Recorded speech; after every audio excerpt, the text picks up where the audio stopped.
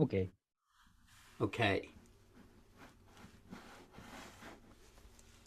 So, my name is Matt Wynne, and I'm here to talk about collaboration. So, who am I?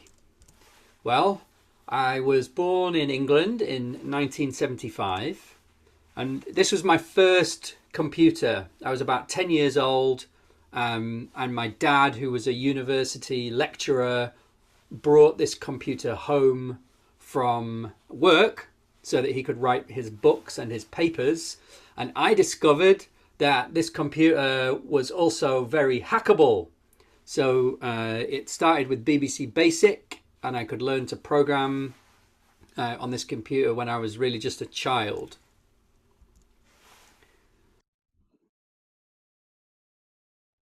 Oh, no screen share. Thank you. Please share the slide. So let's do that.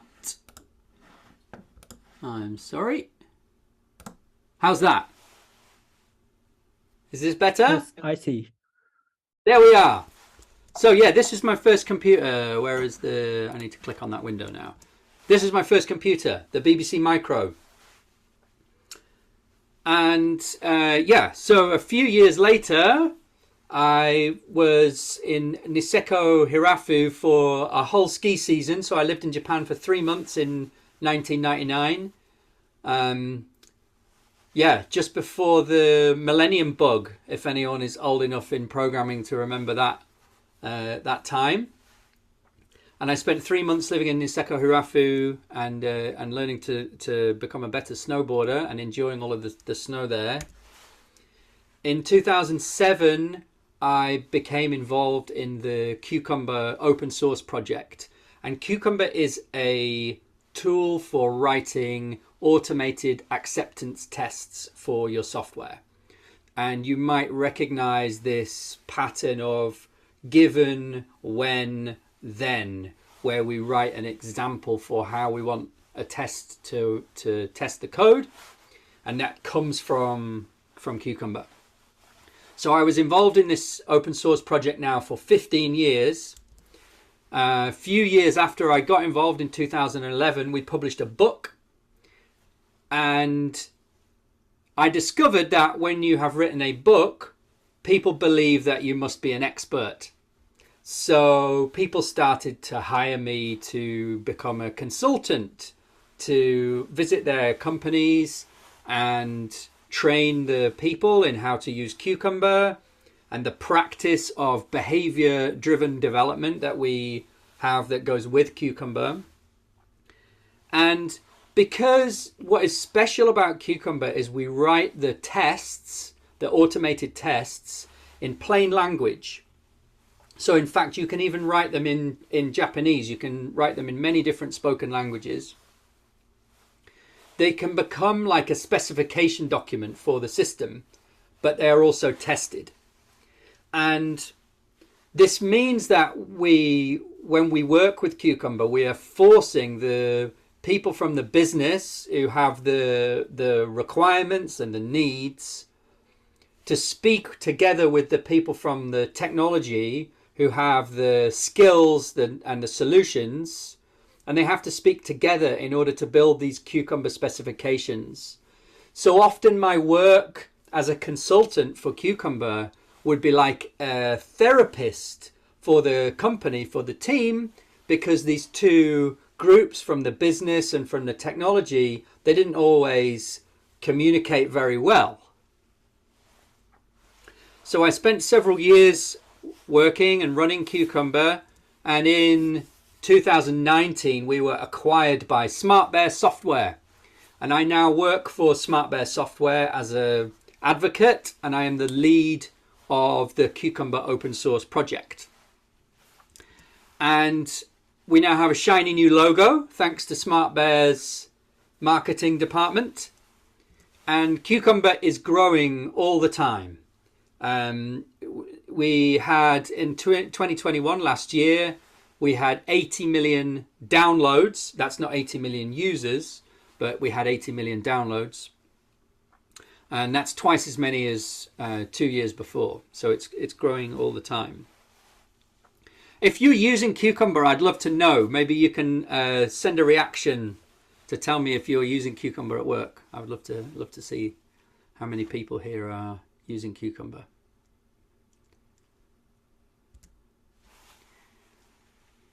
So I'm going to start my talk with a story about a time when I witnessed really bad collaboration. This is early in my career, and I had a really good coach. His name at work, I was working for the BBC, in fact, and my coach's name was Jason Gorman, and Jason encouraged me to start to go to conferences. And I went to this one in Amsterdam. It was free. It was at a weekend. And one of the sessions was this coding dojo. And I'm in this room with all of these other experts. It turned out that at least 2 people in this room had written a book. This was a long time, or a few years before I wrote a book.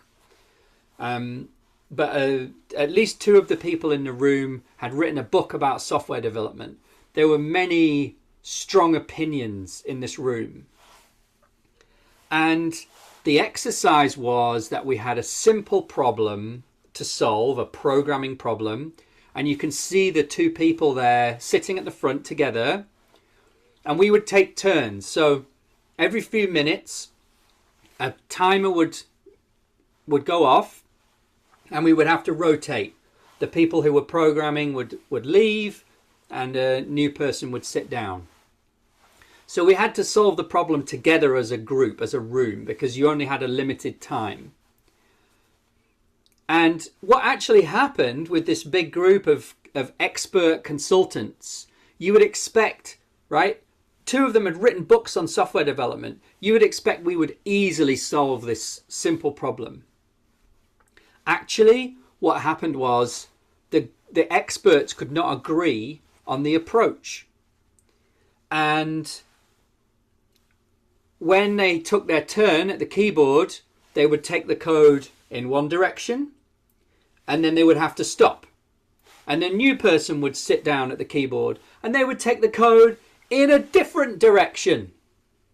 And so all the way through the session, the code would be pulled from one way to another way to another way, and we didn't get anywhere. The whole session with this whole group of experts. And I thought it was really interesting.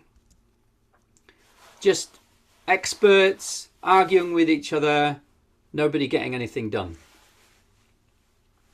About a year later, and I helped to organize this a similar exercise at the London Ruby user group.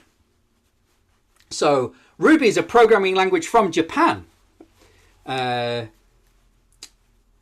was a big fan of that language, and I used to attend the London user group for Ruby very regularly. And that week we had about 50 people attending. So we broke into 3 groups this time. And we had the ninjas, the pirates, and the zombies. And you can still go to this link and read about the session, and even find out the names of the people who were in the groups, and even read the code that the 3 groups wrote. Now what happened was, again, we had a simple problem to solve, and about 45 minutes, maybe 1 hour to solve the problem. And we had 3 separate groups solving it in isolation, right? They weren't talking to each other. The groups didn't collaborate between them. They collaborated within the group. About 15 people in each group. The ninja group finished the problem with ease. They finished early. They even started to add new features. The zombies finished just at the end. They just got it working. They were very delighted. They just finished. And the pirates got nowhere. Just like the group at KitCon in Amsterdam a year before, this group did not work. and they could not produce any work. And I thought it was really interesting. And a thing I have thought about many times in the years since is when I meet a team, is this team like the pirates or like the ninjas? And how can I make this team more like the ninjas? What was special about the ninjas that made them do so well? And what was going wrong for the pirates that made it so hard for them? So that's kind of what this talk is about, is trying to distill down for you some of my ideas about why the pirates found it hard and why it went well for the ninjas. And so I've got 4 secrets of collaboration for you that I'm going to share. And the first secret is small pieces. Koake. Koake. Hi.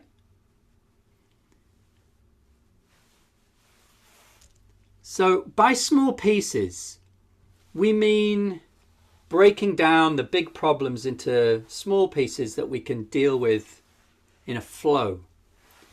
And when I think about this, it reminds me of this guy, Deming. So Deming is a famous management consultant in the West. And in fact, Deming made his career because he spent a long time in the 1950s and 1960s visiting Japan. And he learnt about the Japanese approach to manufacturing and quality. And he went back to America and he mocked the way that the Americans approached quality. And he used this expression to make fun of the Americans and their approach to quality. Let's make toast. I'll burn it. You scrape it. Because the way the American manufacturing processes worked, they had a production line with very low paid, very poorly trained workers who would assemble, let's say, a car, and they would make a lot of mistakes. And then they would pay a whole load of other workers to find all of those mistakes and then fix them before the cars went out to the customer. Contrasted with what Deming had discovered in Japan, where there was a whole team approach to quality, and the Japanese manufacturing process was much more focused on making good toast so you didn't have to pay anybody to scrape it. And so when I think about that journey that we've been on in the West, where we idolized what was happening in Toyota, what we'd learned from Deming, and there are now so many books and movements. We had the Kanban movement in software, all based on this Japanese word, and taking ideas that have all come from Japanese processes, and really the agile software movement, which is this big movement around the world, its roots come from Lean, and those roots come from Japan. So it's a great honor for me to be speaking to a Japanese audience about this stuff, because most of my inspiration has come from what I think of as ideas that have originally come from Japan. And a big idea for me from Lean, which is related to this idea of koabe, small pieces, is this idea of limiting work in progress.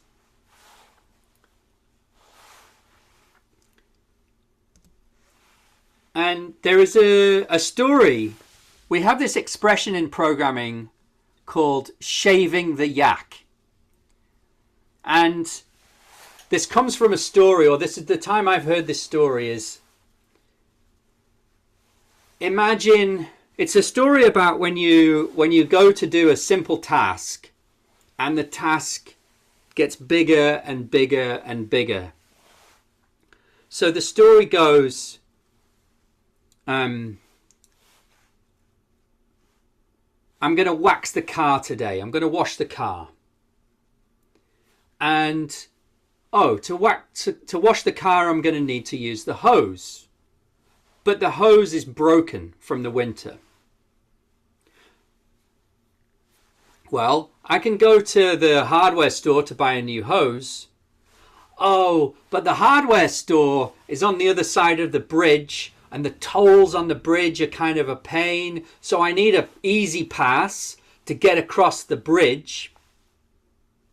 Now, I don't know where my easy pass is, but I could borrow it from my neighbor Bob.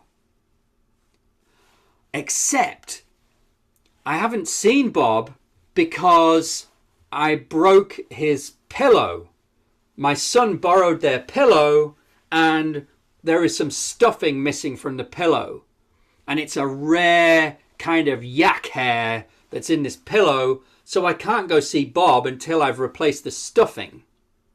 So here I am at the zoo shaving a yak just so that I can wash the car.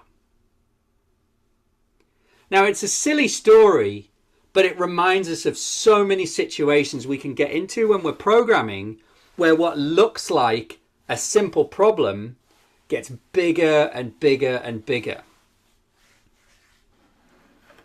And so this idea from XP, from extreme programming, that I'm a big fan of is this idea that simplicity is the art of maximizing the work that you are not doing. And this is where I want to talk to you about example mapping, this technique which Yuya introduced earlier.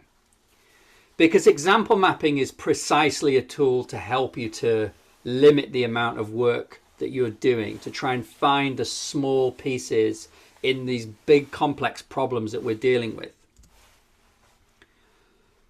And a key idea to bear in mind when you are learning or when you are doing example mapping is that this meeting, because you're going to have a meeting, you're going to have a conversation, the conversation should last no more than 25 minutes. If it needs to take more than 25 minutes, either the requirement, the user story that you are discussing is too complicated, it's too big, it's too much of a yak, or you don't understand it well enough yet and you have too many questions, there's too much uncertainty around. So limit yourselves to 25 minutes. And if you can't get to the point after 25 minutes where you're happy, then you need to go away and somebody should do some homework to get more answers or to try and break the story down smaller. And with example mapping, it's really important that we bring at least the 3 amigos. So that is someone from testing, QA, someone from development, programming, and someone from product, like a business analyst. Someone who knows the problem domain. They understand the users and their needs, and they can make priority decisions. And when we do example mapping together for 25 minutes, what we're going to do is we're going to start with a user story. And as we discuss, we're going to model what we're discussing in real time by making cards to represent the kinds of things that we're talking about. And we try to capture 4 things. So if we're doing well, we'll know that there are some business rules. And as we discuss the business rules, we will hear people using, and we can capture concrete examples of what happens when you use the software and that business rule is applied. But quite quickly, as we have this discussion, I'm sure someone will ask a question. And maybe it's a question that we can explore and we can decide upon a rule, and then we can throw that question away. But maybe we come up with other questions and we can't answer them. We find no answers. The people who are there, the 3 amigos, don't have an answer to the question. So we develop different kinds of example maps, and we can look at the table and see the state of our current understanding. Here we have probably not had enough conversation. There are not very many examples on the table. Here we have an enormous story, right? This is too big. We have so many different rules, and probably we can find some small pieces by taking some of these rules and deferring them for later, breaking them into smaller user stories. Here we have loads of red on the table, right? We have a lot of uncertainty. So we're probably not ready to start this user story. We need to go away and answer some of those questions. And here this looks like a good one. No questions, lots of examples, a reasonable number of rules. So you can think of example mapping like a grinder, because you can take this user story and you can grind it up into these small little rules and examples. Every one of those examples can become a test. And you can make choices about whether all of those small pieces have to go together as one user story, or maybe you want to save some of them for another time and just focus on a smaller user story. Example mapping is also like a filter, because you have this focused conversation where you try to break it down into small pieces. And if you can't, right, if the table is covered in red cards, because this is still too hairy of a yak, then we can push it back and say this isn't ready. And so we can protect the team from taking on these big, complicated, tangled up pieces of work that just get the team stuck. And when I think about the ninjas, and I go and look in their GitHub, I can see that they made the most commits of any of the teams. So this team was working in small pieces. They were able to break down the work and flow through it. And this is the idea. The smaller the pieces are, the easier they flow through your team. And really this is about feedback, because the smaller the pieces are, the faster you can try them out, learn about them and learn something new. When you have a big piece to work with, it takes a long time before you can get feedback. And so the collaboration is less effective. So that was the first secret, small pieces.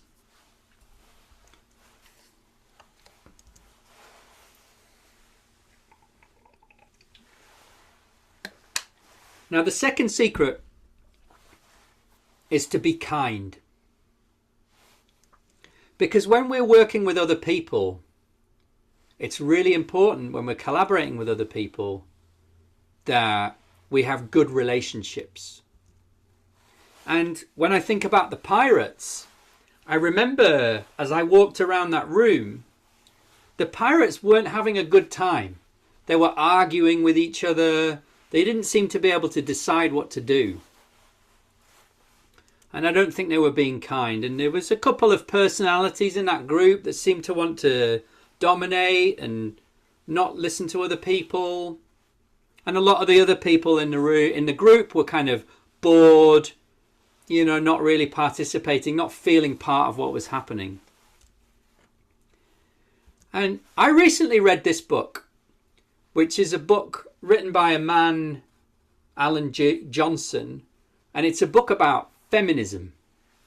And he describes in the book how patriarchy is a culture that is almost everywhere. I guess even in the East in Japan, you have the same culture that predominates, which is a culture of control and domination. And that's not just a control and domination of men controlling women, but it's also men controlling and dominating other men. And in fact, most men are not spending their time controlling and dominating other people. They're spending a lot of time being controlled and dominated by this in this culture. And the idea in the book is that feminism is not proposing an alternative where women control and dominate men. No. Feminism is proposing a culture where nobody is controlling and nobody is dominating, and we are collaborating.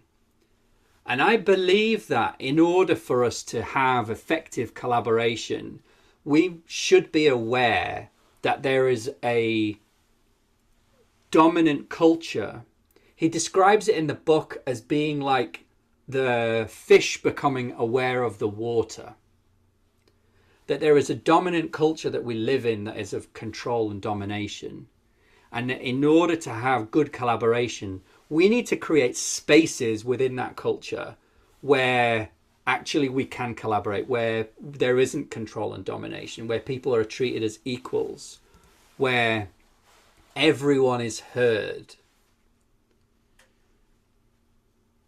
And I think as a man, I think it is important for me to use my social power that this system gives me to try and help other people who are less powerful to amplify their voices.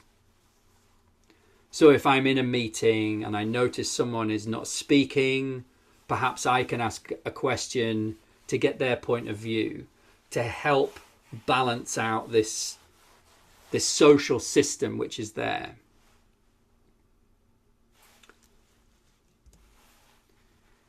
The other aspect of kindness is being kind to yourself.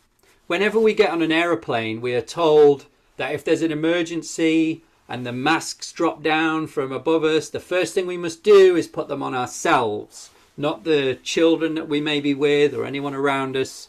We put them on ourselves first. You look after yourself first. And this is really important, I think, because if you want to be kind to other people, you have to be feeling good yourself. And I want to recommend this book to you, even if you are not a parent. Although if you are a parent, this is the best book I ever read about parenting. And I read a lot of books about parenting. I was very nervous when I became a parent. My eldest is now 13 years old, but I felt very inadequate. And I read a lot of books. And this book is brilliant. And in this book, she describes how the situations you can be in with your kids where suddenly you find yourself really emotional. Maybe you're very angry or very frustrated or very anxious. And she describes how, and it's this feeling that you don't really know where it's come from. It's very powerful. And very often as parents we think, oh, my kids are driving me crazy. And then you see another adult and the child is doing the same thing with that adult and they're really cool and calm and it doesn't bother them. And actually you realize it's you and you have a sensitivity to this situation. And in this book, she describes that this emotional response is probably something that you inherited from your parents. Because probably when you were small, when you were a little child, your parent, one of your parents encountered a situation like this. Let's say when your children are climbing in a play park, you get very anxious and you are very bossy and you tell them to come down and be safe because you're scared that they're going to hurt themselves.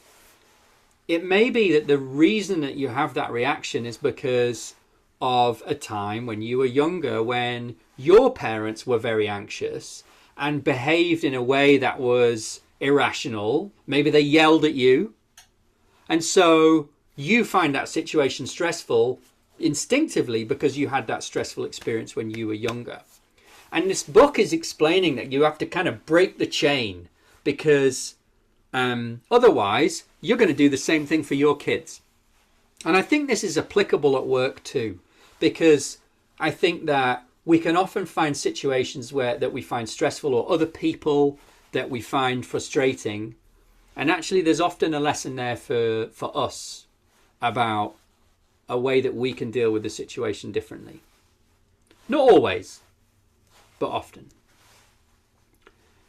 So it's important to be kind to yourself so that you have that kindness to give to others.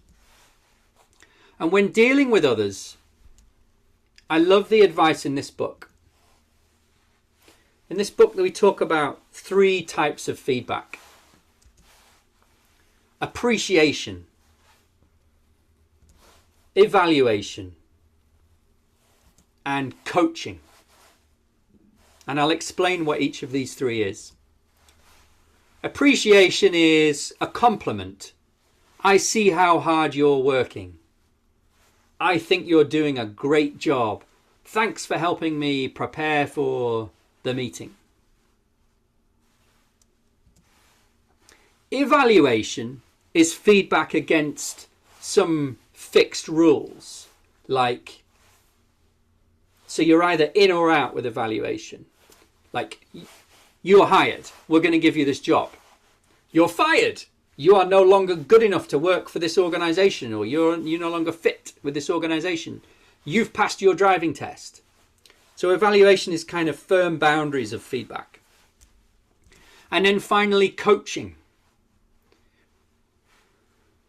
And coaching is anything that you can potentially learn from and potentially change your behavior.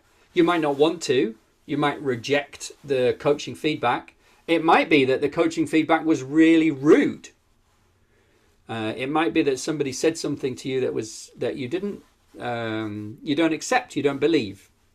But that's the 3rd type of feedback, coaching.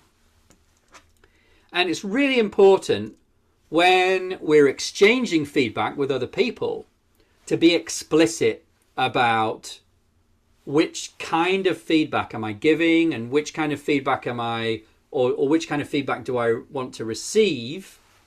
Because if we ask for one and we get another, it can be disappointing. It can really not work. For example, if I'm in a new job and I'm on a probation, right? I have 3 months to prove myself in the job, and I say to my boss, "How am I doing, boss?" And the boss says, "Oh, I think you're doing great. I really like you." I've received appreciation, which feels nice. However, I don't know whether I'm going to pass my probation, whether I'm going to get hired at the end of the 3 months. And I have had no coaching that would help me to definitely make sure that that will happen. So I can say to my boss, "Hey boss, do you think I'm going to pass my probation?" And then I will get direct feedback that answers my question, my evaluation. I will get evaluation feedback. Or I can say, is there anything I can do to improve to make sure that I pass my probation? And then I will get coaching. If I'm looking for coaching and all I get is appreciation, it can be really disappointing. So it's important to be clear. And this ratio, this golden ratio, comes from actually from John and Julie Gottman, who are researchers about marriages. And this is a statistic from successful marriages that, but apparently it's also applicable to work colleagues and work relationships, that in a successful relationship, the ratio of criticism and praise is 5 praise to every 1 criticism. So if you want to criticize someone that you work with, make sure you've praised them 5 times first.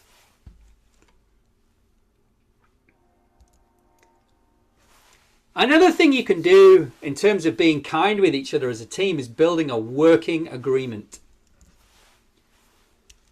And we do this by getting together as a team, and each individual makes a list of concerns or worries they have about working together. And then each individual prioritizes that list. So they pick the thing they're most worried about. And then we take it in turns, and one at a time each person shares their number one concern, and the group works to develop a proposal for a rule or a guideline that if the team followed it, that concern would no longer be a problem. And you work to refine that rule until everybody's happy with the rule and everyone agrees that they can live with it.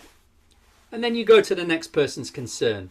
And this way you can build a rule book for your team. You're probably going to find 6 to 10 rules, something like that, for a team. And this can be something that you post it on the wall of your room if you work together in a room. And you can keep it as your personal rule book for your team, a working agreement.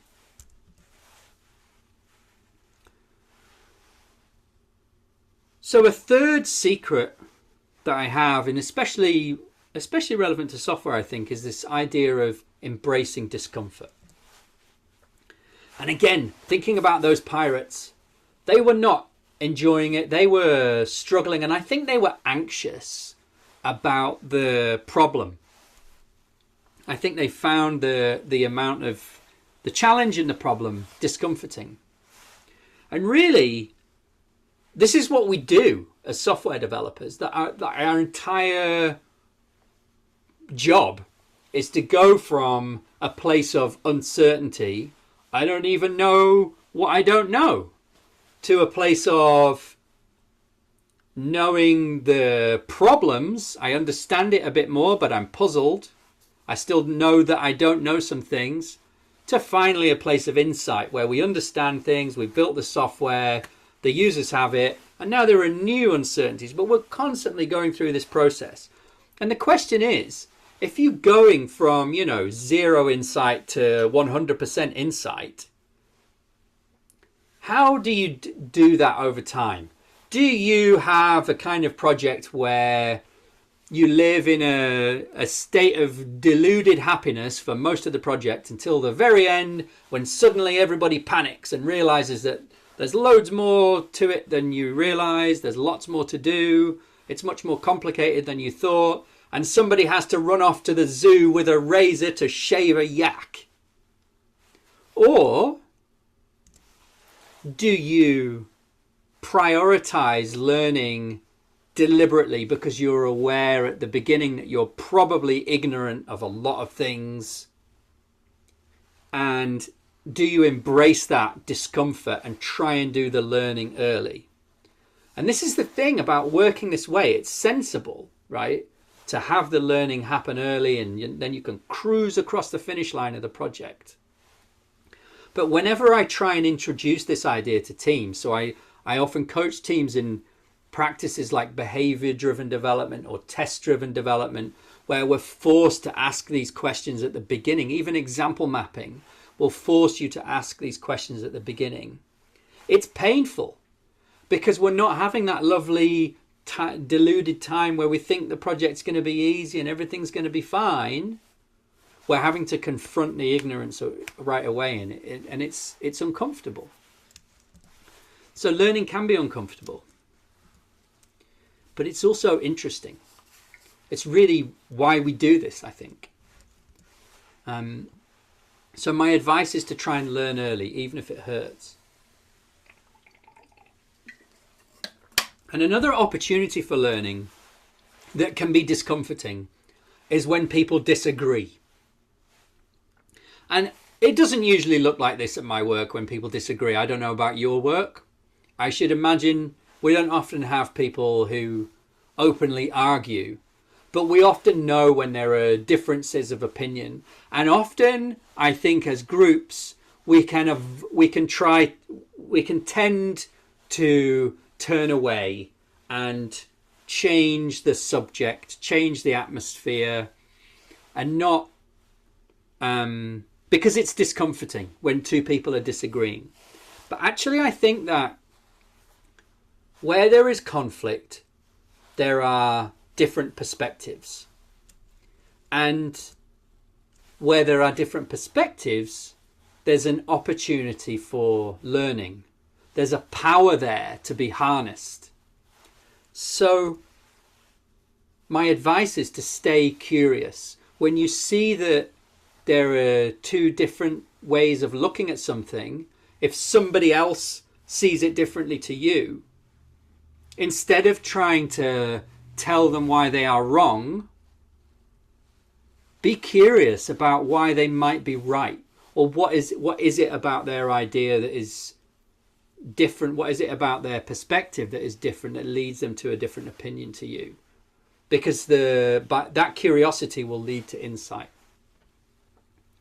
A really useful tool for dealing with uncertainty is this idea from design thinking of divergent and convergent thinking, where we deliberately try to first create options for what we could do, because very often the reason that we get stuck is because we think we only have one or two options, but maybe there are multiple options and they all have different strengths and weaknesses. So we can try to create many options. And also sometimes we can get stuck and arguing because we're trying to make decisions before we've really considered all of the options that are available. So make space first for creating options. Do that deliberately. We're not trying to say which of those options is the best just yet. We're just looking at them and understanding them. And then we do convergent thinking, where we judge the options and we try and narrow down and make a decision. It's really helpful to be deliberate and explicit about what are we doing. Are we doing divergent or are we doing convergent thinking? This is why in example mapping we have the questions, and some people tell me that this is the best thing about example mapping, is just being able to write down where there is uncertainty and call that a good outcome. Like, even if we end up with an example map that looks like this, where there is lots of uncertainty on the table, we're in a much better place now, because at least we know that we don't know. Whereas before we didn't even know that.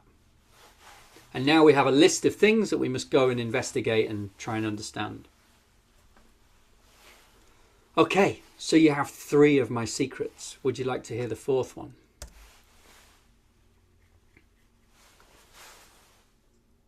Yorokobi. It doesn't come through on the Japanese side anyway, does it? But this is the word, I believe, in Japanese for joy.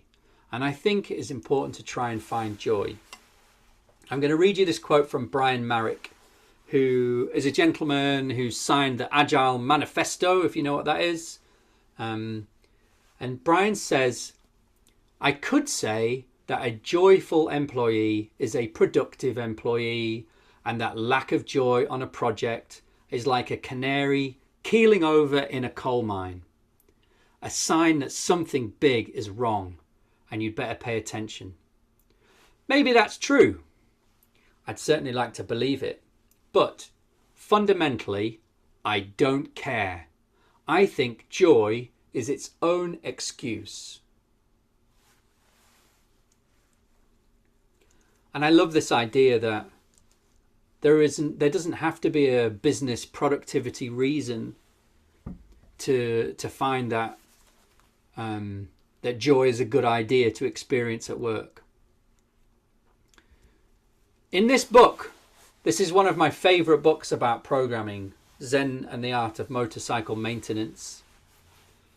This guy, Robert Pirsig, a very deep thinker, he goes on a motorcycle journey with his son Chris and his friends, and as he's going on this journey, he's thinking about this question: what is quality? And if you start to think about that question, you'll realize it's a very big question and there are many possible answers. And he goes through the different possible answers in the book.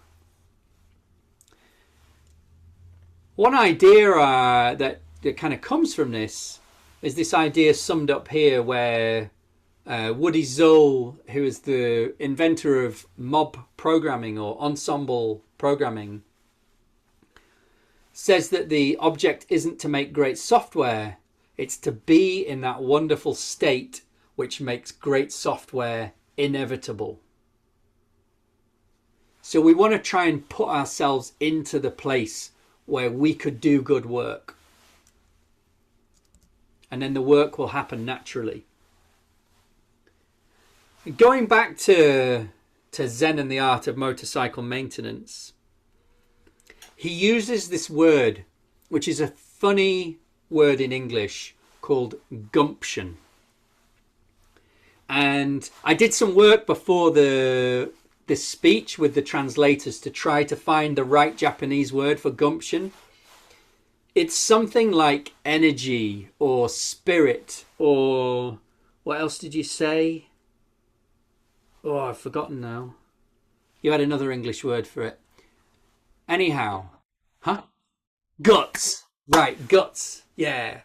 But the Yes, quote from guts. Yes. The quote from the book really kind of explains it. It's like this energy that you have for solving a problem.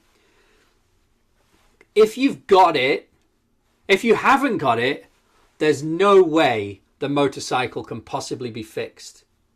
But if you have got it and you know how to keep it, there's absolutely no way in this whole world that the motorcycle can keep from getting fixed. It's bound to happen. So gumption is like this energy that you can have that will help you to crash through and solve these problems that come to you. And yeah, you could think of it like a spirit, like an energy. And in fact, in English, we have this word enthusiasm,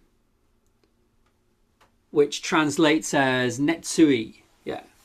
And enthusiasm comes from the Greek word enthusiasmos, which comes from the Greek word theos, which means God. So it's like being filled with God, filled with a celestial spirit. And the theory here is that when you are in that state where you are filled with that enthusiasm, that guts, that gumption, that is when you create quality. And quality is almost like an event that occurs in the moment when the people who are creating something are having that experience, right? And this is almost like a superstitious belief. But I have this belief, and from past experience, when I look back at the things that I have created that I am most proud of, I know that I was enjoying myself with the people around me when we created those things. Perhaps that's true for you too. I hope you've had an experience like that. Conversely, I think if you're not enjoying it, as Brian Marrick says, it's like the canary in the coal mine. Maybe something's wrong. So I think it's important to look for joy and notice when it's absent. Try and aim for it. So to review the secrets, the 4 secrets I have revealed. The first one, find small pieces. The second one, be kind to yourself and to others. 3, embrace discomfort and uncertainty and conflict. And 4, seek joy in your work. And that's it. I think I managed to talk. I am 4 minutes over. So thank you for your patience. There is a link here for the slides. And there is also a link for my Twitter. And there is a link for my email if you want to get in touch. If you go to the slides, you will find the last slide here has some references for the things I spoke about, some links that you can follow if you're interested to read the code for the ninjas and this kind of thing. Okay, thank you. Shall I turn off the screen share now? What do we do now, Yuya? Thank you for beautiful presentation. すみません。Pleasure. はい、ここからは日本語で喋ります。はい、通訳の方はマットさんに英語でお伝えください。ここからは、ディスカッションと、Q&A を行っていく予定です。で、最初に私の方から、いくつか、マットさんの発表を聞いての私の感想であったりとか、そういうところを話していくので、マットさんはぜひ聞きながらちょっと休憩をしていていただければと思います。はい。まず最初に私の方からお伝えすることを、お伝えをしていきます。はい。これは特に、参加者向けに、参加者の方向けに話すことです。マットさんの発表を聞いて、私がどう感じたのか、どういうところが気になったのかっていうところを話していきます。まず、4つの秘密っていうのが出てきたと思います。小分けにするっていう話、あとは誠実になるという話、そして苦難、不快感を受け入れたりとかっていう話、そして喜びを求めるという話。で、その中で、誠実のところとかだと、3種類のフィードバックの話とかありましたね。で、苦難っていうのが苦痛があるところには学びがあったりとか、対立しているところには学びがあるみたいな話。喜びとして、優れたソフトウェアを生み出す素晴らしい状態にするのが目的だよみたいな話があったかなと思います。はい。他にも、ここに書ききれていない言葉はあるとは思うんですが、こういうところがポイントとしてあったかなと思います。そして、そこでのちょっとマットさんにクエスチョンをここから投げかけたいなと思っています。まず1つ目の質問、クエスチョンなんですが、マットさんはすごい質問をすることによって隠れていたコンテキストを引き出すことが非常に上手に見えます。これは何かというと、今回のJaSST Review の、イベントを企画するときの事前の打ち合わせでも、マットさんはすごい質問をいっぱいしてくれたんですね。それによって参加者はどんな人がいるのかとかっていうコンテキストを見つけ出すっていうことをすごいやっていただいたんですね。で、それって質問することによってコンテキストを引き出して、それをもとに誠実なフィードバックを行うっていうところに向かっていたかなと感じています。そこでマットさんに質問です。その誠実なフィードバックを行うためのコツがあれば教えてほしいです。質問をするっていうのも一つあるとは思いますが、それ以外に、何かあれば教えてください。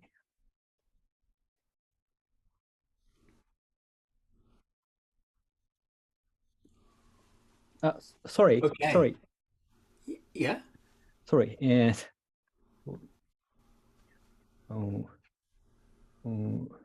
Share, sorry, slide is broken, so please wait. Uh-huh.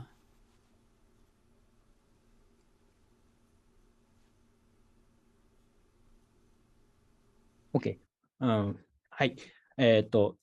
質問を、誠実なフィードバックを行うためのコツがあれば教えてください。よろしくお願いします。Okay. So when we want to give feedback, as I discussed, there are three kinds of feedback, and I think the first kindness that you can give when you want to give somebody feedback is to find out whether they even want feedback, because maybe they are having a bad day and they don't need to hear any feedback from you today. And I think that it is respectful to make sure that feedback is pulled. So you give feedback because somebody is requesting it, not because you feel the need to deliver it. So that's one kindness. And then the second thing would be to think about to understand and ask which of those three types of feedback would this person like. Would they like appreciation? Would they just like me to tell them what it is that I see them do that I appreciate? Would they like some evaluation about something, whether they're, gonna get a promotion, or would they like some coaching? Would they like me to tell them some things I think they could do to improve? Certainly coaching is the one that it's really important to ask permission to give, because you have to be ready to receive the coaching, right? And it's very easy for someone who is not ready to hear coaching as criticism and feel down and feel worse about themselves and feel unhappy. Is that a good answer, Yuya? Does that answer your question? はい、ありがとうございます。Give me some evaluative. I would like some evaluation feedback その for フィードバック for の my 3種 answer. 類のものっていうところをやっぱりうまく使っている。で、そこで、マットさんがすごいうまいなっていうふうに感じてました。そこはちなみに追加での質問になるんですけど、マットさん自身はそういうところは得意だなって感じたりしているんですかね。The question is, do I think I am good? はい。はい。oh.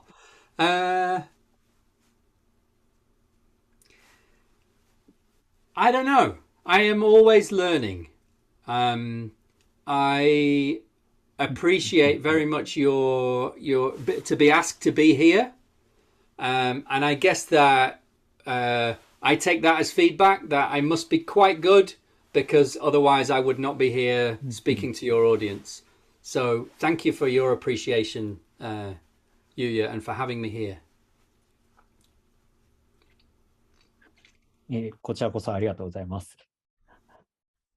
はい。じゃあ続いて、別の質問をしたいと思います。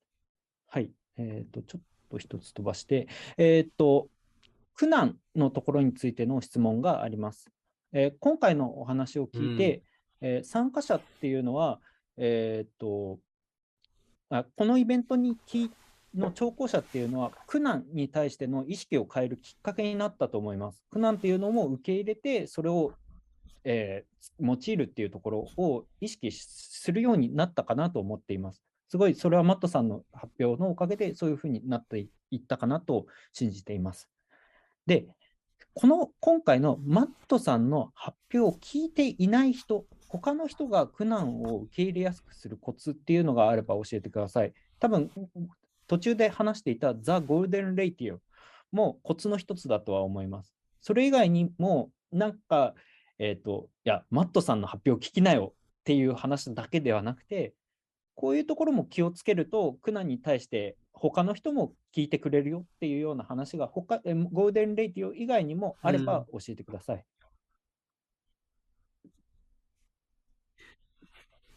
Yeah. So I think a good analogy that almost anyone who is working in software can grasp is, think about the last project that you did and imagine that you could do it all again from the beginning, but knowing everything that you know today. Do you think that project would be the same or harder or easier to complete? And almost everybody will agree that if you could do the same project over again, knowing what you know now, it would be much easier to complete. Right? And the reason that it is easier is because a lot of what we are doing in a software project is moving from the unknown to the known. And when we already know it, it's easy. And so if people can understand that idea, then the question is just, when do you want to do that learning? Do you want to try and do it right now? Or do you want to leave it until later? Maybe this time there won't be so much learning. Maybe you can pretend that to yourself. So I think that's the challenge to make to anybody who wasn't at this talk, right? You can tell them that analogy because everybody can agree that that project would be easier if you did it a second time. But then the question is, okay, so now this new project that we're doing, this is the first time we've done it. We're going to have to learn a load of stuff. when are we going to do that learning? When do you want to do that learning? Does that help? なるほど。はい、ありがとうございます。私も振り返りの時にやっていることのやる手法の一つとして、もしもこのプロジェクトの初日の自分自身に問いかけることができるとしたら、どんな言葉をかけますかっていう話を、振り返りでやったことがあります。で、そこに加えて、今のマットさんの苦難の話、早めにそういうところを気づくっていうのはいいよねっていう話をプラスして伝えられるっていうのは、自分自身いい勉強になりました。ありがとうございます。はい。で、続いて、もう一つ質問をする前に、今日、マットさんの実例マッピングの話、こういうふうに付箋が出てくるよっていう話があったとは思うんですけれども、よりちょっと具体的な例を今回私が持ってきたので、これを紹介したいと思います。マットさん、もう少しちょっと休憩をしていてください。特になんでこの話をするかというと、参加者は実例マッピングを全員が全員知っているとは限らないので、その人たちにも、分かりやすいかなと思う例を持ってきました。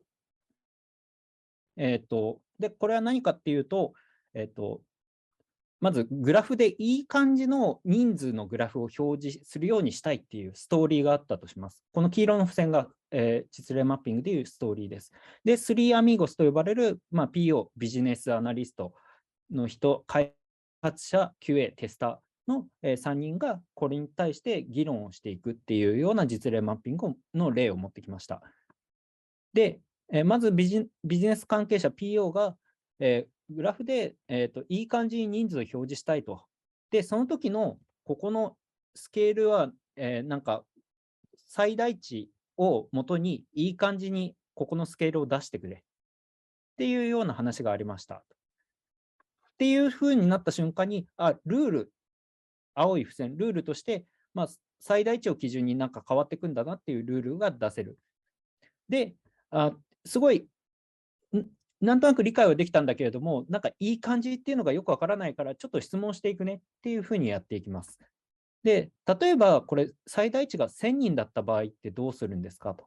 そしたら、ここ4つスケール分かれることになってるから、250、500、750、1000になるよと。1000人の場合どうなるんですかっていう具体例の緑の付箋が作られて、250、500、750、1000だよっていう発言から、じゃあこれは4つのスケールになるんだっていうルールの付箋が出てくるっていうのが、分かります。で、じゃあ1500人だったらどうなるって聞いたら、これの場合は400、800、1200、1600になるよと。調整されるんだと。1500だったらこういうふうに調整される。なんでここって1500人の場合、こういうふうにスケールがさっきと違うのか、変わるのかって聞いたら、いや、1000だと、データが突き抜けちゃう、グラフを突き抜けてしまうから、ここを調整するんだみたいな話。じゃあこれ、一番最大のやつが突き抜けないようにするんだっていうような新しいルールが出てくる。はい。っていうような話、ちょっと簡単にですが、実例マッピングの例を紹介してきました。で、ここをもとに、私が感じたことも、次に紹介しますが、今回の話、4つの秘密っていうのが、実例マッピングでは表現ができていると思っています。小分けで行うっていう話。で、誠実なフィードバックによって成り立っているっていう話。で、会話によっては、いや、そこは違うよみたいな対立による苦難が発生することもあるでしょうし、さらに喜びを持ちながら行うことができるっていうふうに捉えました。ちなみに、ここまでで、の話で、マットさんが聞いて、フィードバックがあれば、ぜひ、お願いしてもいいでしょうか。ここまでの実例マッピングの具体例の話で、もしフィードバックがあれば、ちょっと教えていただければと思います。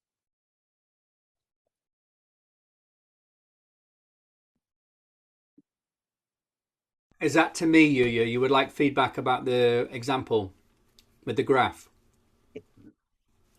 Yes. I think it's a great example. Yeah, I like how you describe the flow of a conversation, which is sometimes difficult to convey, and I like the development of the rules. I found myself wanting to ask more questions to understand the rules some more, but hopefully it's clarified it for people watching this who've not tried it themselves. It's very simple. And when we think about divergent thinking and convergent thinking, we are actually rapidly moving between both when we are doing example mapping, because examples help us to diverge. They help us to understand the reality of the system and all of its messy complexity. And then the rules are where we start to narrow down and decide, okay, how are we going to actually build software that can model that messy reality? And sometimes when we have that conversation, we can simplify the reality, right? Because sometimes a customer, a business person will come to us with some really complicated rules. And actually, when we understand them a bit better, we can simplify it down. The insight that you had there about, you know, you never let the bar go above the top of the scale. That's like a really simple rule that you can build a lot of examples from that.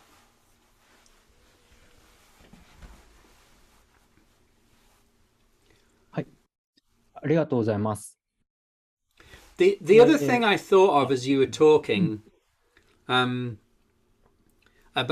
thinking of discomfort, is that just the act of asking a question can be discomforting, because maybe you are interrupting someone, not interrupting, but maybe you are, you know,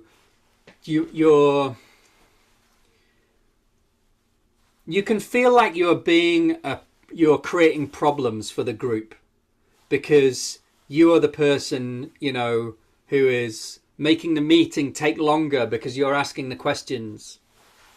And I think that's another aspect of this discomforting thing, that as a culture, as a group, it's important to be grateful when somebody is asking a question and has revealed something difficult, right? That it's oh, good, that's interesting. Whereas I think we can have a tendency sometimes to be thinking of the asking a question as it is annoying. You know, why doesn't that person just be quiet?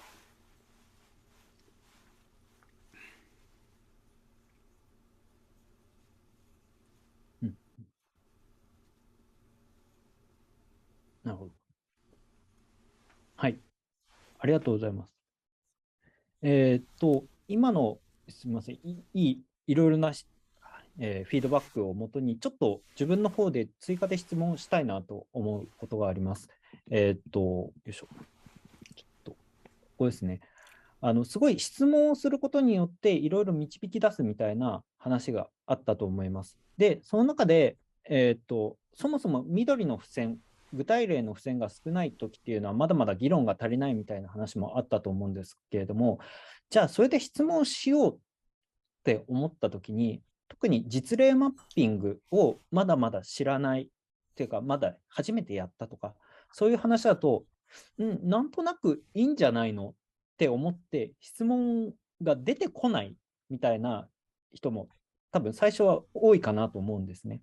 そういうような人に何かアドバイス、アドバイスというか質問が思いつかないよって思って悩んでいる人に対してアドバイスがあればお願いします。Yeah. One thing is, it is possible that you don't need to do example mapping because the story that you are building is really boring and obvious, and there is no complexity in it, and you should just go and build it. That's possible. Usually it's not, but sometimes a team will try to use this technique when actually it's not appropriate, right? We use this technique to discover the things that we don't yet know. But for example, if we are taking an old website that was made in an old technology and we're porting it to a new technology and it should just behave exactly the same way and we already know how it behaves, or it's a very static website that doesn't do anything and all we have to do is port the code to work on a different platform, we probably don't need to do example mapping. We should just do the work. So we use this tool to help us when there is uncertainty around, when there is risk around that we don't know everything. So that's one possibility. Maybe there are just no questions to ask because this is a boring problem. It's a simple problem, maybe. But usually, if it's more that I just don't know what question to ask because I don't have enough context, I will get the, assuming there is one person in the room who knows about the system, I will just get them to give me a really specific, concrete example of somebody using the system. Like, tell me their name and how are they feeling today and what are they doing when are they opening their phone, or are they doing it on their laptop? Are they doing it at work or at home? Make it real. Tell me a story. And then as we hear the story, we will start to hear the little examples, or we'll start to hear suggestions of what the rules might be. So always try to get more and more concrete, get down to real details, and then you can start to summarize it with this example map.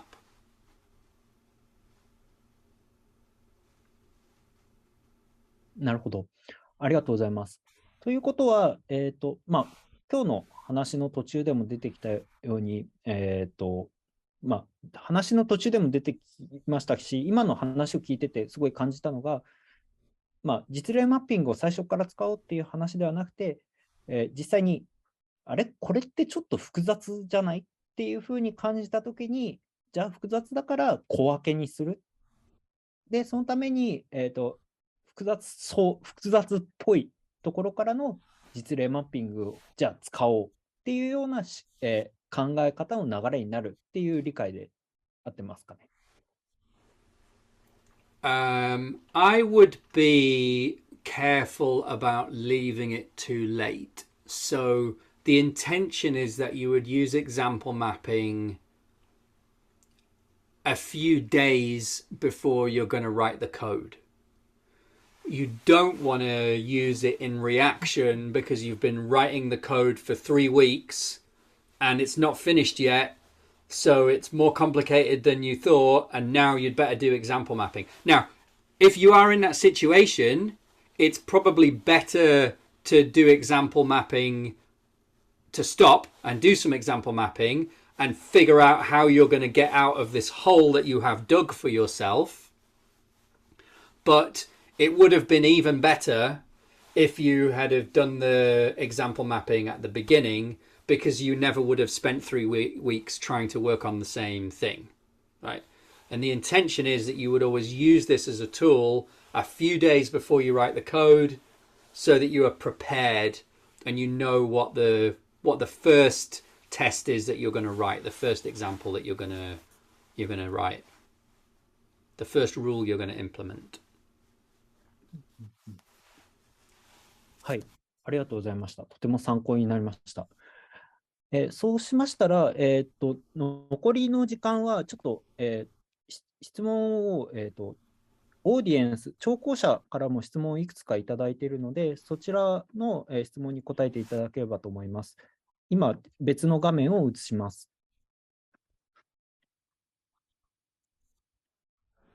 はい。日本語で書かれているので、私の方で、お話しするので、通訳を通じて英語でお聞きする形になると思います。まず最初の質問です。1つ目のキーワード、小分けにするですね、について質問です。小分けにすることで、分けた後、細かく分かれるのはいいんだけれども、分けた後のタスクだけ見てしまうと、全体が分からなくなりそうな気がします。タスク実行者が全体を理解し、責任感を持ってタスクに取り組むための工夫があればお聞きしたいです。いかがでしょうか。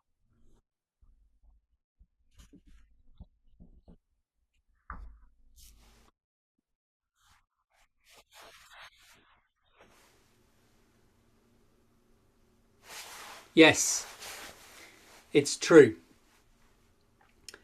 And I think this is really the job of the product owner role in the team, is to steer the team towards the next thing that they need to work on, to be able to keep an eye on that bigger picture. Because we have to have both, right? In the end, the day-to-day activity of the programmer is to write the next if statement into the code, write the next piece of logic into the code, write the next new method in the code. And if we can make the work that the programmers are doing into small pieces, then we can test the results of that. Sometimes we can even give it to customers because it is a small improvement to what the system did yesterday or last week, and we can ship it all the way into production. And then we can work on the next thing, and it allows us to keep focused when we're programming, because programming is hard. And if we try to solve many problems at the same time, we have a lot of work in progress from the lean terminology, then the complexity of the solution expands exponentially. It gets more and more difficult to solve the problem as a programmer. So if we can try and limit the problems, I am a programmer, so I'm not being patronizing about programmers when I say this. We need to limit the amount of problems that the programmer is trying to solve at any one time. So it's important to make the pieces small for the programmers so that they can flow them through. But equally, we have to make sure that they are working on the right small pieces. So if you think about the coffee grinder analogy, somebody has to choose which coffee beans are we putting into the grinder, right? It's a different activity to the activity of the developers who are beneath the coffee grinder, taking the small pieces and turning them into code. But we have to choose which beans we put into the coffee grinder, and that is an important job. Just like somebody else has to decide whether, as an organization, are we even making coffee or are we making tea? What is our strategy as an overall company? There are different levels of focus that we need to have. But absolutely, somebody has to have their eye on the bigger picture. Which coffee beans are we putting into the machine?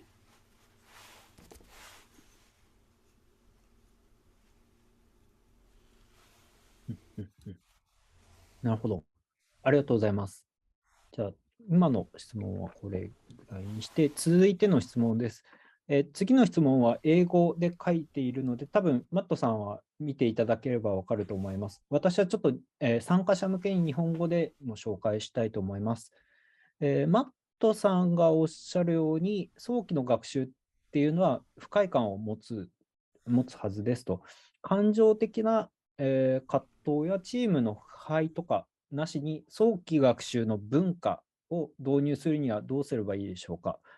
早期学習の文化のところの導入の話についての質問です。マットさん、お待たせしました。これに対しての答えは何かありますでしょうか。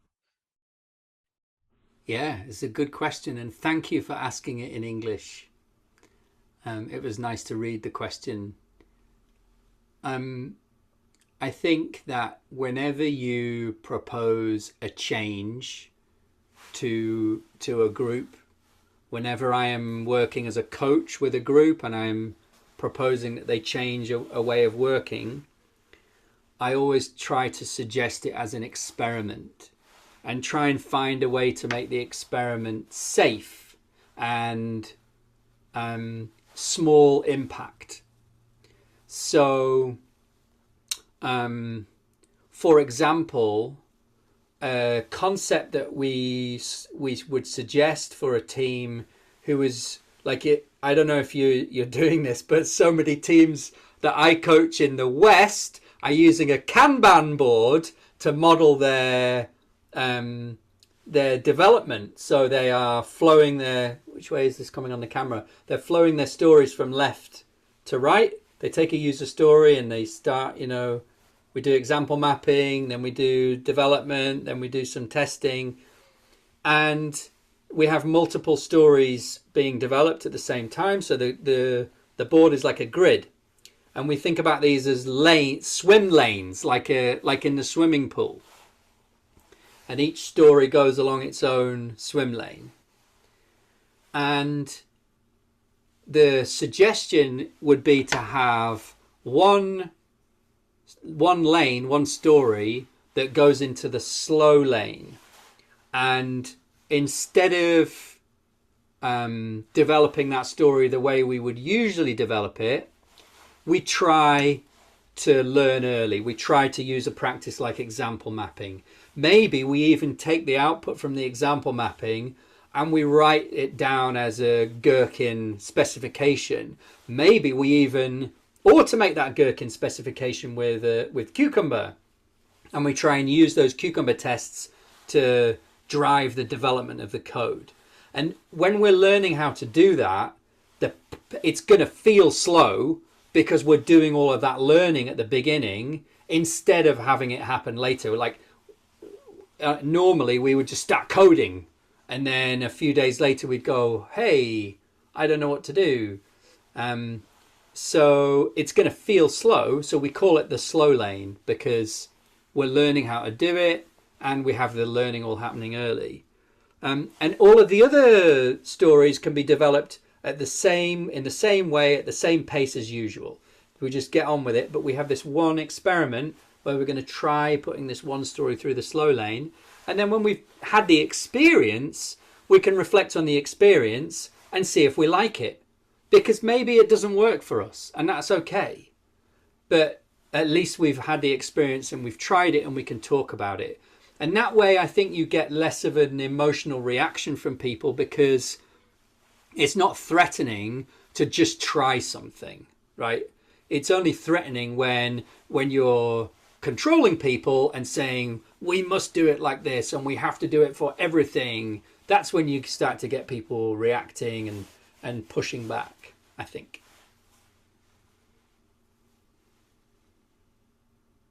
なるほど。ありがとうございます。でも実際に行っていくときに一つ追加の質問になってしまうんですが、一つ弊害として、もう経営層からのプレッシャーであったりとか、そういうところももしかしたら出てくるかもしれないと思っています。そこは、今の話を進めていく、実験してやっていくっていうのは、経営層も含めて、まずはそういうふうにやるよっていうところもちゃんと事前に話して、じゃあやっていこうっていうふうにするっていうのも重要なことなのかなと思ったんですが、いかがでしょうか。Yeah, I think it's very important that if possible, when we talk about collaboration, we're not only talking about collaboration within the team, we're talking about collaboration between the team and the rest of the organization. So the management of the team would also include in that. And if we have an idea for an experimental a new practice that we want to try, that we think is going to have these benefits in the long term, but in the short term, while we're learning it, it might slow us down. I think it's absolutely responsible and respectful to talk to our management about that and ask them whether they want to invest in the team and give the team the time to learn this new technique. If you have ever learnt to to play a musical instrument, or if you have ever played a sport, you know that it's important to take time to practice so that you can improve. And in the same way as software developers, as software professionals, we sometimes, if we want to take our professional practice to a new level, we need some time to learn, and we have to have that investment. And I think it is only respectful to talk to our managers about having that extra time, that investment. Because if you don't get it, if you don't get the permission, if you just try and do it, it's always going to be difficult for you. It's going to be, you're going to feel like you're having to be sneaky. Whereas if it is permitted, if it is supported, then it's going to be a much better, a more relaxing way for you to have that experience. And also, people will be interested in the results of your experiment. And if it is going well, they'll want you to tell other people in the organization about what you're learning and what you're doing.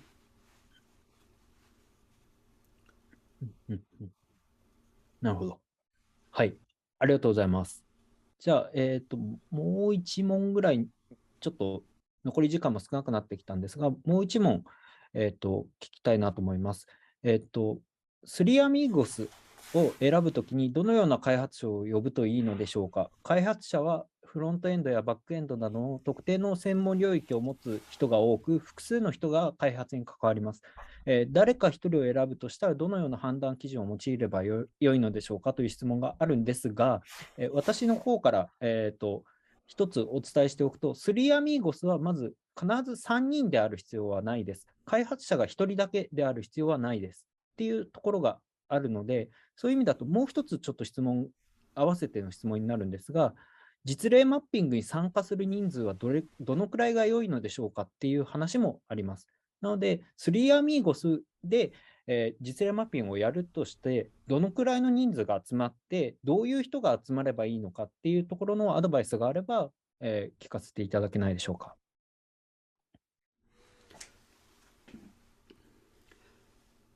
I think that you have to accept there is a trade-off. So perhaps ideally you would have the entire team for the example mapping session for every new requirement, every new user story. And that would be perfect, because everybody would have been involved in the discussions. You would have had a chance to have every single different perspective reflected in the questions that are asked, and everyone would share an understanding of what was discussed and agreed in the session. But there is a trade-off, so that would create the most perfect example map that you could produce, that is possible for this team to produce. But maybe you can produce an example map that is almost that good without having the entire team. So then the question becomes, well, who does not need to be there? And I really think you need to figure that out for yourselves as a team. The Three Amigos guideline is about the minimum. So the example mapping does not work if the tester sits there on their own and tries to make an example map, right? It doesn't even work if the tester and the developer sit down together and try and make an example map, because it will just be full of questions that they have for the product owner. So it's much better if the product owner is there to answer the questions in real time. But how many developers should come? It really depends on how much pressure you have from management, how much those developers need to learn about this particular problem. Because example mapping can be a really good way to learn about the way the product owner thinks, because you can ask them questions that are focused on this particular thing that you're about to build. So I would try to involve anybody who is going to be involved in building the code that is described in the example map. But I haven't got a clear guideline for you about the perfect size of group. I think the whole team would be ideal, but is also kind of wasteful, because maybe not all of those developers are going to work on this particular feature, and maybe they would prefer to go and write some code instead of coming to the conversation. I hope that is an okay answer. It depends. はい、わかりました。ありがとうございます。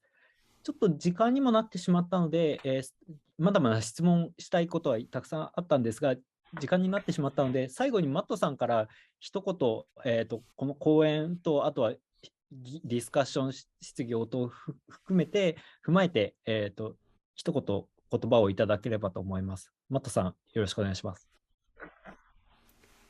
I have really enjoyed this. The questions have been excellent. I wish we had more time, and I would love to meet you all in person. I really enjoyed my time in Japan in 1999. My kids are big fans of Studio Ghibli and Nintendo, and yeah, one day I would love to come to this conference in person, and we can discuss this all day. Thank you. はい。ありがとうございます。ありがとうございました。マットさんは本当に北海道とかに1日2日とかではなくて何ヶ月間もいらっしゃったみたいなので、その時から日本で来ていろいろと話したいっていうのはメール上でもやり取りさせていただいたんで、日本が好きっていうのはそのまま変わらず、このカンファレンスでも過ごしていただいたのはすごいありがたいなと思います。はい、マットさん、本当に今日はありがとうございました。Thank you. ありがとう。はい。じゃあ、それではマットさんには退場していただいて、はい。以上でマットさんの講演は終わりにします。ありがとうございました。